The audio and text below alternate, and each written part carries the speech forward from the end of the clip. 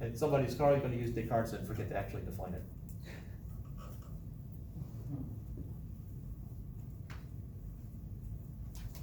And then occasionally you get the class where you have a student who just tacks on gradients off after every unit, just because he can.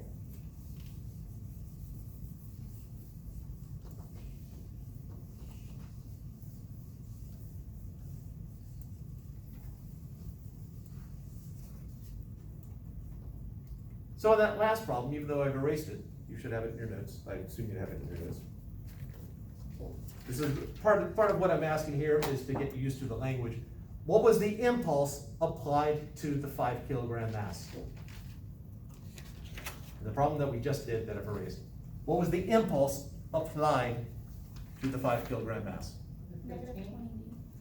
Yeah, that was the negative 20 in whichever set of units you like. What was the change in momentum of the 5 kilogram mass?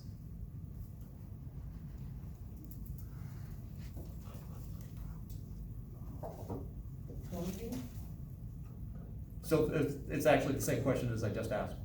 Oh. It's negative. Oh, negative. Negative 20. Okay.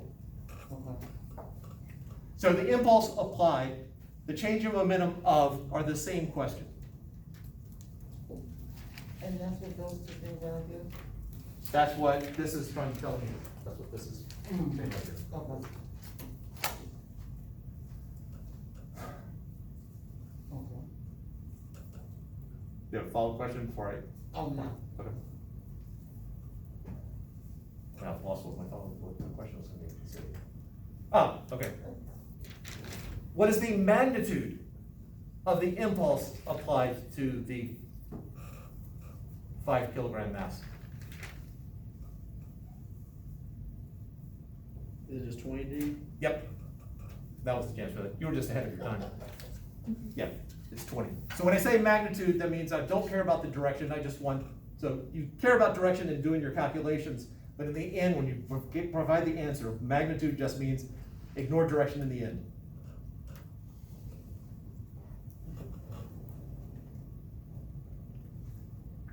Hewitt usually leaves that off. He says, I think there's some ranking exercises where he says rank this based upon the momentum. And that potentially is a tricky thing because if I have momentums of -5 Descartes, -3 Descartes, -8 Descartes, if I rank them from the greatest to least momentum, what's the order that I do? Mathematically, that's the largest number. And that's the smallest number. But if I have an object of all the same mass, this is traveling faster than that is. This is a higher speed. And so, I think on the quiz, if I have you do any ranking, and I think this is consistent throughout, I often will throw in magnitude of, even though Hewitt does not mention that, just so that there's one answer. So if I rank them from greatest to least magnitude of momentum, well, I guess the magnitude is 8, 5, and 3. I have seen some books where they want it ranked from greatest to least, taking into account the negative numbers, and so they would rank it as -3D, -5D, because that's bigger than that, mathematically.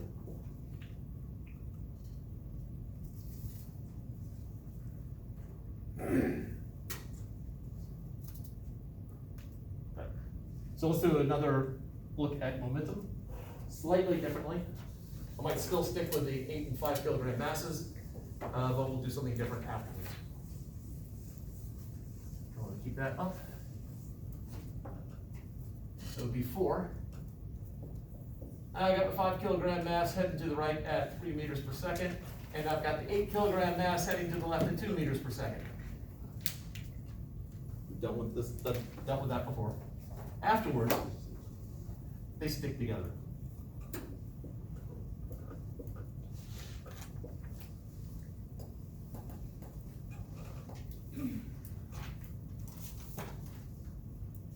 So the two blobs become a single blob. The question is, what's the final velocity?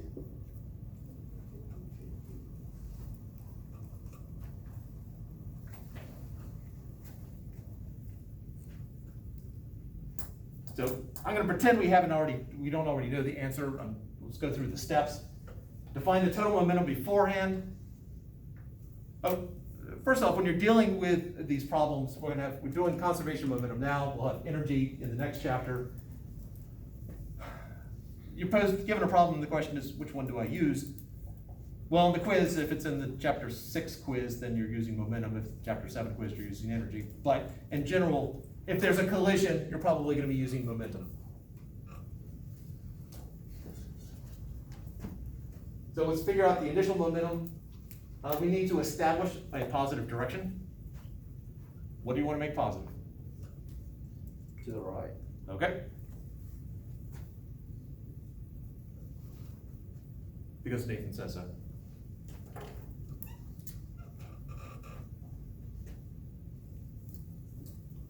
So P initial for the 5. These are kilograms. 5 times 3. The 8 initial would be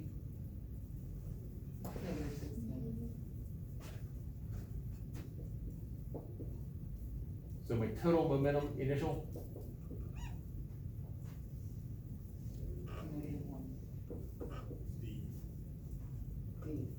All right, I want to point out one thing. I've done this a couple of times. I hadn't made note of it.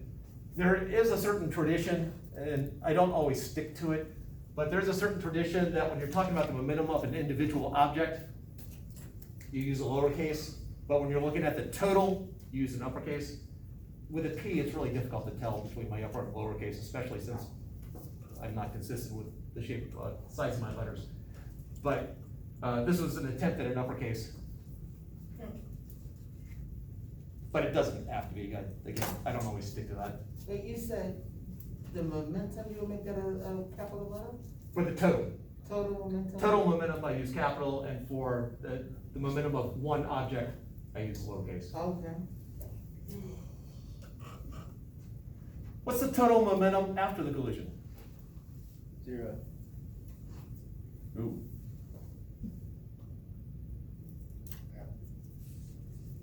What is the one? Oh, close. Is this 1B? No? That was not what I was picking on. Oh. -1D? Negative. Oh. Yeah. Don't forget the Why minus would sign. he want to change it? Childhood traumas with a negative sign. Now, after the collision though, I have one object. So I have P final is equal to -1 Descartes, which has got to be the final mass times the final velocity. What is the final mass? 13. Well, because it's -13? No, it's 13. Yep, that's a scalar, you just add them up. Okay. So I have -1 Descartes is equal to 13 kilograms times whatever my final velocity is. So my math problem is -1 is equal to 13 VF, or just V for, make it simple for a math problem. And divide by 13, divide by 13. And I didn't pick really nice numbers here. But my final velocity, whatever 1/13 is. What is next to the 13? I think it's kilograms. I assume your question was answered? Okay. 0.07? Yeah, it's a little over 7. I'm not exactly sure, but. .078. What did you do? You did 1 divided by 13? Yes. Oh.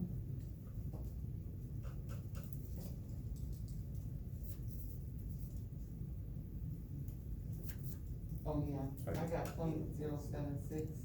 Oh, you had 0.076 and you had 0.078? Really? I got you guys got .0769, so I rounded it. 769. Oh. You had 769? Oh. Yes. Okay, Yes. all right.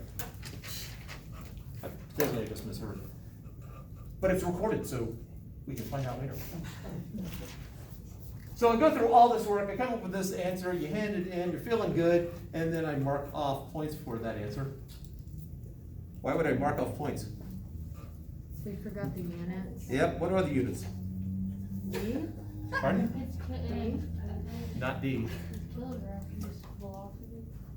Meters Meters per second. Meters per second. Big brain. I guess officially you could put Descartes per kilogram if you want.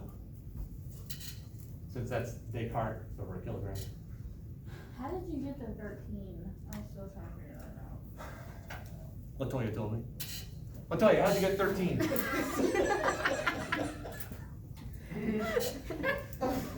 When they stuck together, and the parent says stick together, so we just added both of them, added the, Oh, okay. two masses together.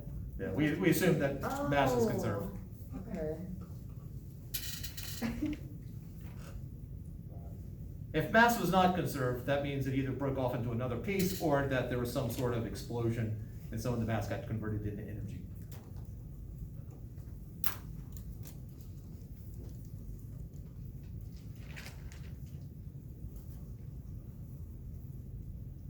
Now I'm about to show you where this all falls apart, and so we can figure out when can we use it and when can we not. Nothing I've told you is wrong, there's just one other restriction we need to throw in there. A book of some mass. I put it on the table. I slide it. The book was moving at one point, it had mass and it had a non-zero velocity, so we could have, as soon as my hand left it, we could have calculated in theory the momentum of it. But what's the momentum of the book now? 0. So we lost momentum.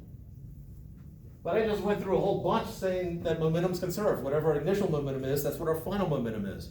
So where did the momentum go?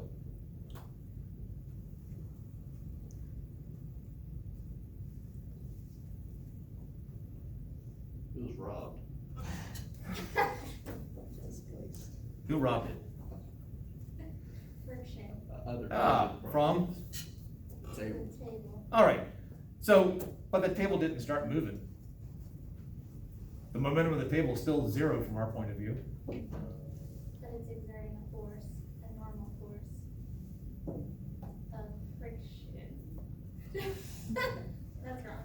But, There's also weight acting on it also. Those are actually not the forces that are crucial here. It is the friction, I'll agree with that. But where did the momentum go besides the table stole it? Or mugged it, whichever, robbed it. Probably heat or something. Yeah. So the table should be a little bit warmer than it was before. Because the momentum got transferred into the particles right there at the surface. Mister, I don't even think he believed that that was true. He just throwing words out? He did. It's like a physics Tourette's. I don't know, this is fancy. Here we go. Yeah, we should do Hangman again.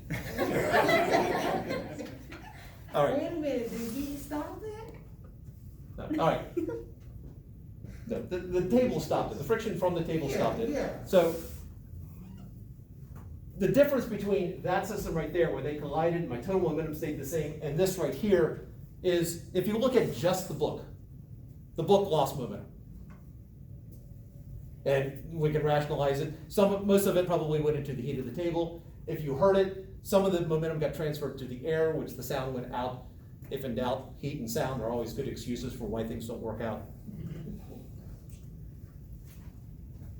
But the big difference between the two systems is what is known as an open system versus a closed system. This is a closed system here.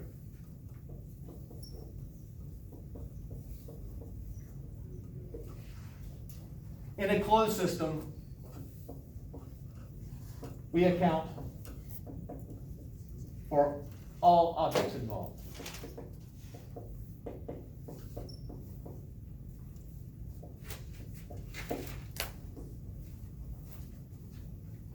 As opposed to an open system, if I was looking at just the book there, it's an open system, and the reason it's open is that there was another influence from outside the table. So open system.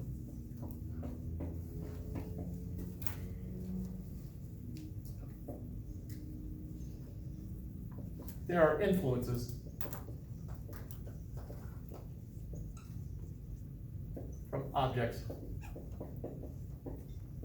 we ignore. In the fact that, yes, the table did influence it, but if I'm looking at the momentum of the book, momentum went from something to zero, or something non-zero to zero. It lost momentum because the table was from the outside influencing it. If I wanted to make it a closed system, then I'd have to take the book and the table into account.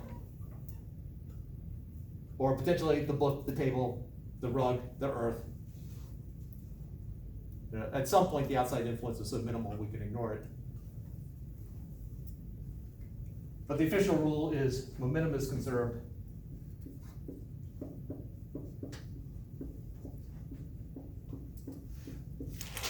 In a closed system.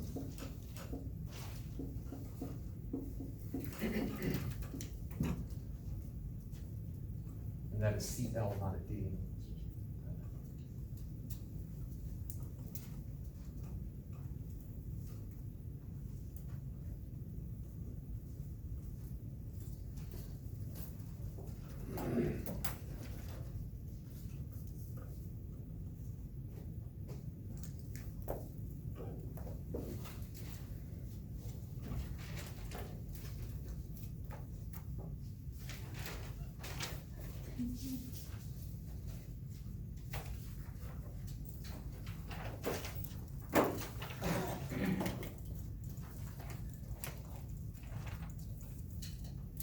So what have I forgotten? All right, so we talked about impulse and momentum. And still impulse, momentum, bouncing, conservation of momentum, collisions.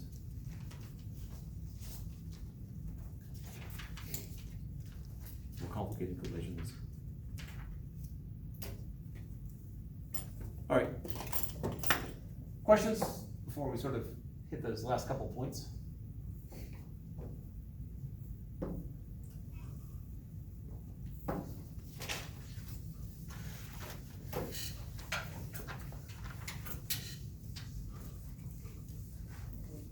Did you always want to be a physics professor?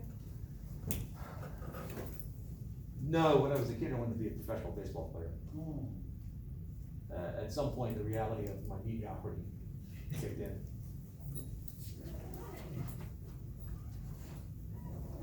Watched a lot of Perry Mason, wanted to be a lawyer there for a bit.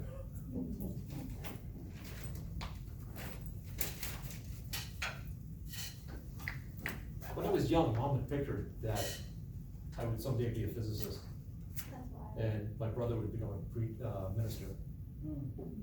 He married two different ministers' daughters, that was as close as he got. Pretty close. It's possible the third wife's also a minister's daughter, I don't know. Still close. Third time. Yeah. Third time's the charm. I still have not met her face to face yet. Oh, wow. I don't think so. Anyway, two-dimensional problem. Let's stick with our 5 and our 8.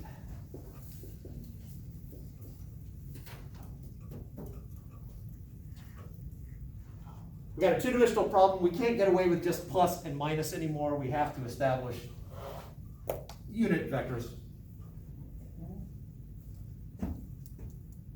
Now, for reasons out of habit, probably more than anything else, but we also have this object traveling up and this one to the right, so I'm going to make those my two positive directions.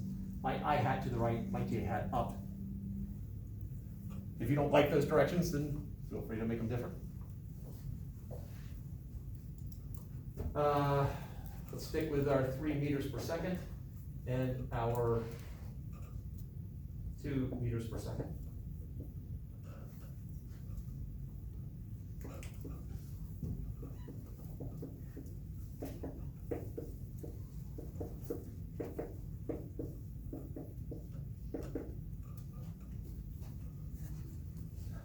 What is the initial momentum of the 5 kilogram mass?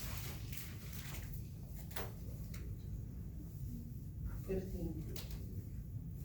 I need more than that. 15 kilograms meter per second. 15D. On hat.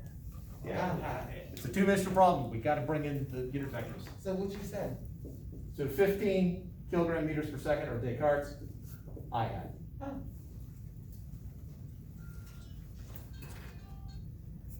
Because all anyone needs to do is go, oh, I hat's to the right, okay, this object's going to move to the right. The 8 kilogram object, what is its initial momentum? 16D J hat. We're just doing that because we already know like the numbers, right? Yes. And what is the total initial momentum? 15D I hat, 16D J hat. We left out something crucial there. Is there a plus? Yes. 15 Descartes I hat plus 16 Descartes J hat. So we're not adding these together. We did, there's a plus sign right there.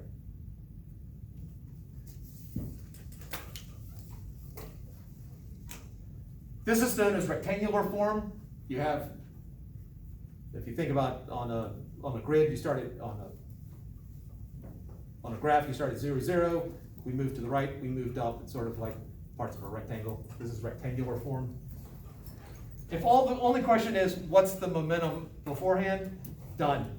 This is answered. We don't need to go any fancier than this. I'm gonna write out rectangular form here. I'm gonna try making an R a little bit differently, like traditionally, rectangular form. There we go. As opposed to polar form, where you get an actual magnitude and an angle for a direction. Now, if the question is, what's the magnitude of the total initial momentum? Now we gotta do something a little bit extra. So it's 15 to the right, 16 up.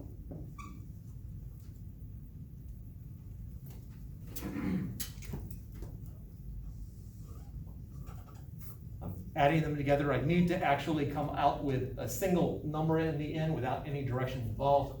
And so, because the I hat and J hat are perpendicular to each other, we end up with a little Pythagorean theorem situation. This is my resultant. R squared equals 15 squared plus 16 squared. Couldn't pick nice numbers, could I?